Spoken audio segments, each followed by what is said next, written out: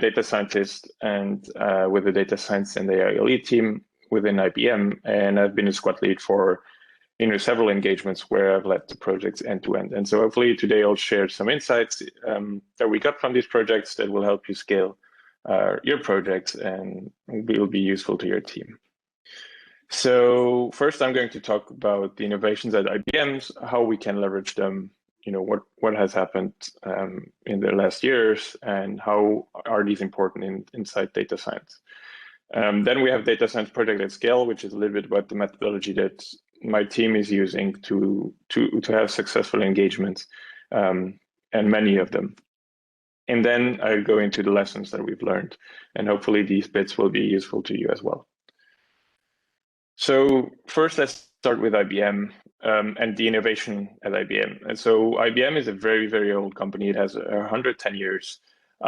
So during all these years, it had to reinvent itself. It had to, create new products. It had to research complex topics to stay alive. And so I would say we've done so successfully, given that we're still here.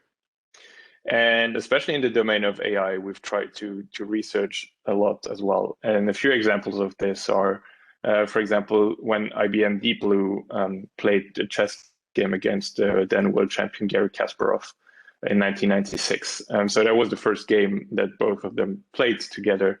And 1997, Deep Blue was actually able to beat Garry Kasparov in a chess game under regular conditions. And so it was the first machine to ever do so under regular conditions.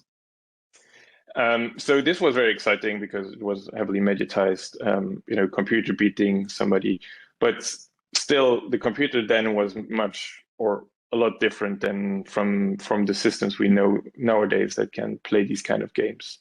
So it was a very expensive and heavy computational machine that was able to do a lot of simulations and thus win like that. But it was, yes, so there's different, understandings of intelligence, but here it was brute force in a sense. Then there was Watson, or AI that we called Watson, that was actually beating humans in Jeopardy. And so Watson was able to listen to questions, answer them correctly and quicker than humans. So this was actually the first step of leveraging modern technology to understand text and really parse it and come up with good answers of it. As a follow-up project, there was recently the project debater that IBM Research has published or presented, where the machine is actually engaging in debates on complex topics with other humans. So the project debater had actually to understand speech, look for arguments, counter arguments that would be close to the human reasoning. Then it would need to parse the internet or all the knowledge it has to differentiate between fake news, real news, on what is important. And then it had to actually give that back in coherent speech for over 4 minutes or 5 minutes in this debate. So this is a very impressive feat if you imagine all these different steps that need to happen in this system. But if you look at the system as a whole, it's very impressive and it's a powerful machine. But if you take the bits out of this and decompose the little parts that have been used in the system, you can see that we can actually reuse these techniques in our engagements, in our projects as well, to better understand the text, to create speech, to understand speech. So all of these advances that we see within a Watson and Project Debater are nice to showcase with these applications, but we can actually leverage them within our business, and this is very important. So it's not only a show-off kind of project, but it's really, we are leveraging the technologies with IBM Research within our project. And finally, there's the quantum computing project, IBM does a lot of quantum computing research.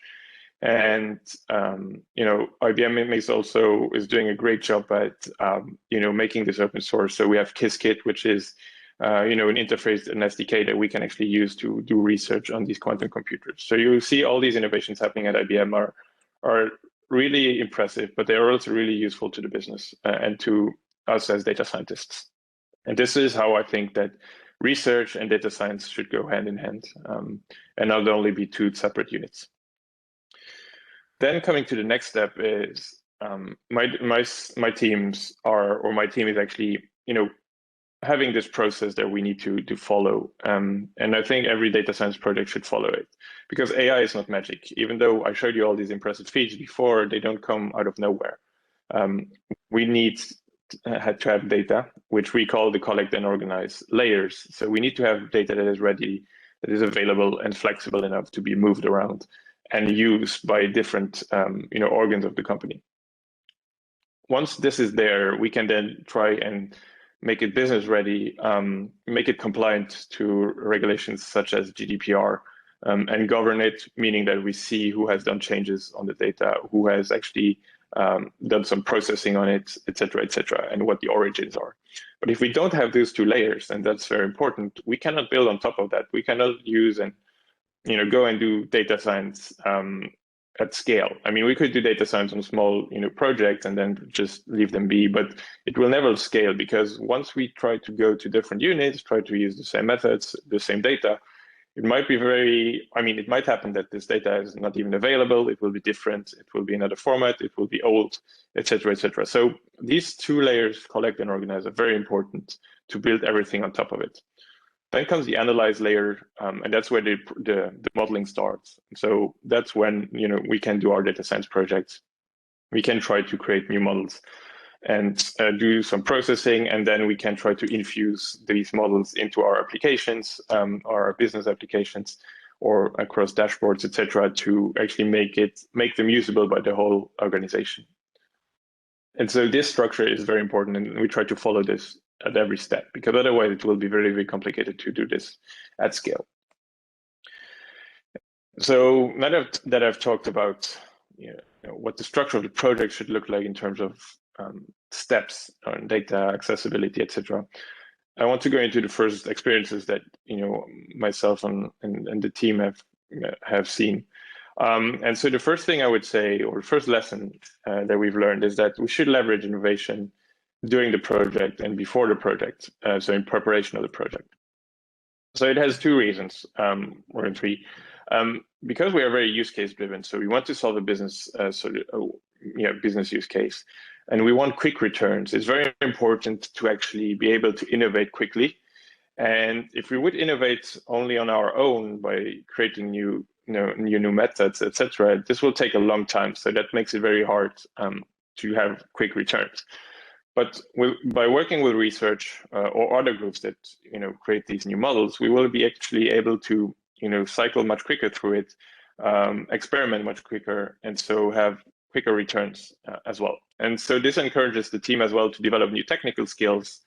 And so I encourage the team always to publish a blog or a patent, depending on what they've done, just to practice the writing skills and practice how you can innovate in this space that is ever changing. And I mean, that's so important. Data science is changing every day, and you need to be up to date. So this is a very good way of keeping up to date and to develop the new skills for everybody. And finally, all these tools and collaborations should be open source. So if we create a tool that is not usable in 3 years because the open source community is not working on it, then we will have a big problem because we'll lag behind. Everybody who uses open source will be in front of us, and lock-ins are not useful anymore. So we don't want the lock-in. So we really want to keep it open and modular. And so I would say this is one of the main lessons here, is that experiments and ideas should be allowed for in the projects by collaborating with others. Data science can be challenging, so try out new ideas and keep it open source and modular. So these bits are really, really important for this, how we do the innovations within the projects. Then almost as important is the non-technical side of it, because data science can become very, very, very technical and narrow. But the highest priority in every project should be to include a subject matter expert who knows the material better than anybody else, meaning that that person knows what creates business value, what the issues are currently, and what we don't have, and what we could solve by using this and that data. And by having this person on board actually, or even just having weekly feedback with this person, or with stakeholders. This will actually allow the data science project to advance and create business value in such a way that it's useful for the company. If we don't do that, it's very likely that we get lost in some of the intricacies of the models or the details, and it might be that we lose a lot of time that we do not have. And so that's one of the the things that helped us a lot. Then I would say, and I think this is true in general, is simplicity over complexity, because as soon as your model becomes more complex or your process becomes more complex, you have more space for mistakes. But it will also be much harder to explain what you've done to somebody else. So if you have a simple process that solves it as well as the complex one, then you should go to the simple one, at least at the beginning. And later on, you should then iterate and try new ideas, new experiments. And as I said previously, innovation is really, really important, but it should not be the sole driver of the project. We should leverage it, but it should not be the purpose of the project, because otherwise we fail our purpose here if the data science project is really about solving a business problem within the company. So the lesson here, I would say, is that each industry is really different, especially if you work with different clients. If you work within your own company as a data science team, then still probably between business units, the projects will be very different. So you need somebody who knows that very well and can help you to ensure that your project will be a success. And if that person is happy, then you're much more likely to succeed as well, because it will be well received and appreciated. And this brings me to the next topic, going from having somebody external who helps, organize, what we do, we need to organize our team as well. So projects, the projects we do them are with multidisciplinary squads. So meaning that we have multiple people who have different tasks. So projects are not all about data scientists. So the data scientist really can be very, specialized in either natural language processing or computer vision or RL. And that's great. But we also need other people. We need people with management skills who will be the management project managers for that project, because these people are actually responsible to be in contact with the SMEs, to give feedback to the stakeholders, and actually guide the team to achieve the goals that are expected from us during all these weeks that we do the project, or months.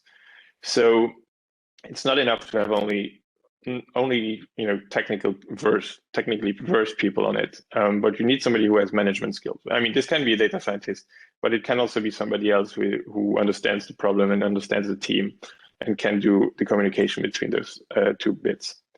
Then, prototyping is nice, but if you cannot use the model across the whole company and quickly, then it's probably useless. And so you want to be able to deploy your model. So it's not enough to write it in Python script or notebook. You need actually to be able to deploy it with either a microservice or something else. And so people who are able to do this should be on the team, because they can actually make sure that whatever you've created can be deployed rapidly in a secure fashion, and it actually can reach more people than your single script. So you could imagine having a deep learning or neural net that you deploy and that you can ping with a REST API to get the results back. And this is, if you can scale this across your company, you're in a very good place.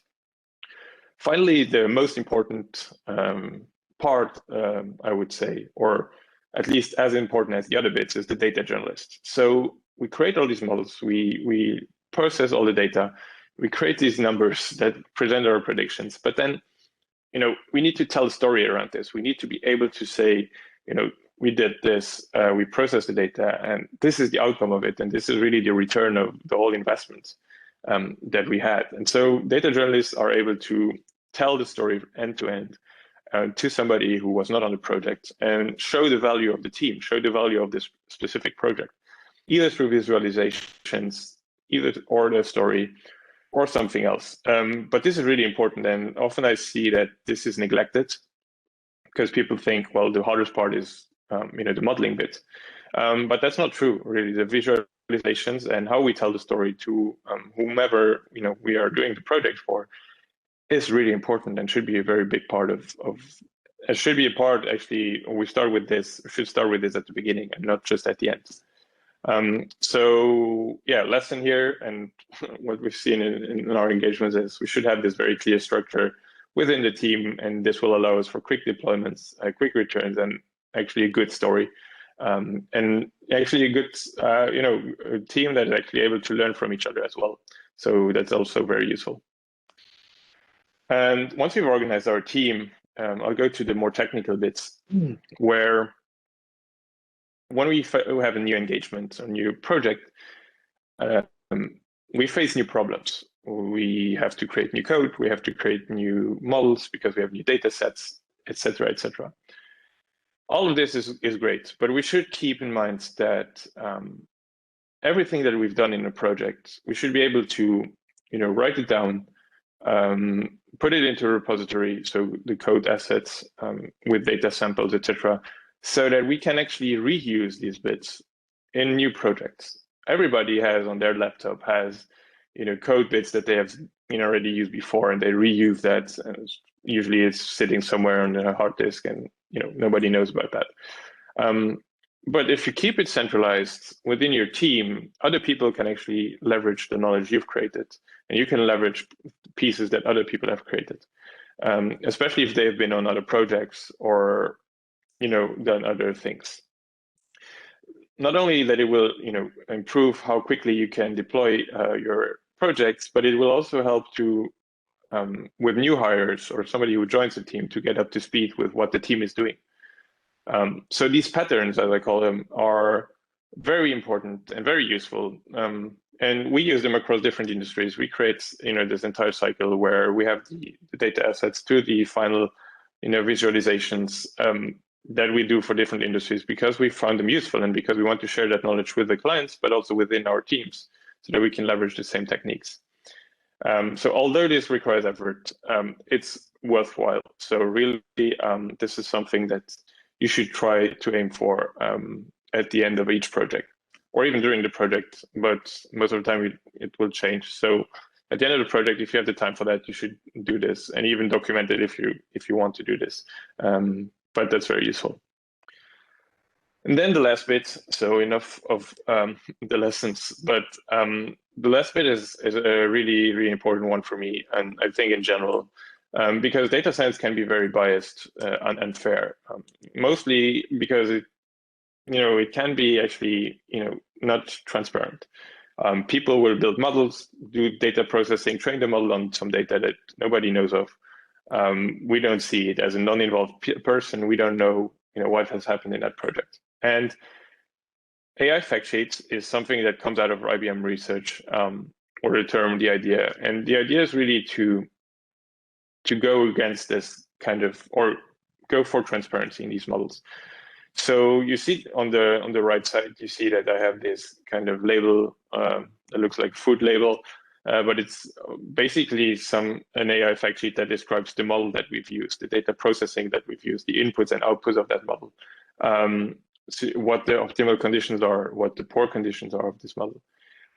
So this is actually, very, very good for somebody who has never seen that model.